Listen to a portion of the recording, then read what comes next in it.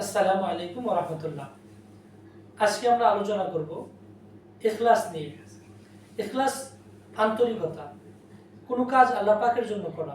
বিষয়টি অত্যন্ত গুরুত্বপূর্ণ, কারণ কোনো আমল যদি আল্লাহ পাকের জন্য করা না হয়, এর মধ্যে যদি রিয়া আসে, তাহলে এই রিয়াযুক্ত আমল জাহান্নামে যাওয়ার জন্য যথেষ্ট। রিয়া মুক্ত ইখলাসওয়ালা আমলের ব্যাপারে কুরআনে কারীমের সূরা বাইয়িনার মধ্যে আল্লাহ রাব্বুল আলামিন বলেন, ওয়ামা উমিরু ইল্লা লিয়াবুদুল্লাহ মুখলিসিনা লাহুদ্দিন। আর তাদেরকে অর্থাৎ মানব জাতিকে আদেশ করা হয়েছে একমাত্র আল্লাহ রাব্বুল আলামিনকে খুশি করার জন্য, আল্লাহর জন্য ইখলাসের সাথে আমল করার জন্য। এটা আল্লাহ পাকের পক্ষ থেকে একমাত্র আদেশ যে প্রত্যেকটা আমল যেন ইখলাসের সাথে হয়।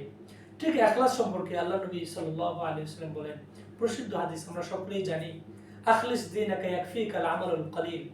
তোমার আমলকে ইখলাসের সাথে করো, তাহলে অল্প আমলেই নাজাতের জন্য যথেষ্ট হয়ে যাবে।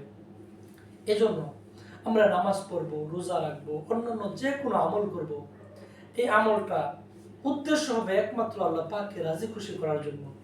দিনের যে কোনো কাজ করব, উদ্দেশ্য হবে রব্বুল আলামিনকে খুশি করার জন্য, কোনো মানুষকে খুশি করার জন্য না, কাউকে সন্তুষ্ট করার জন্য না।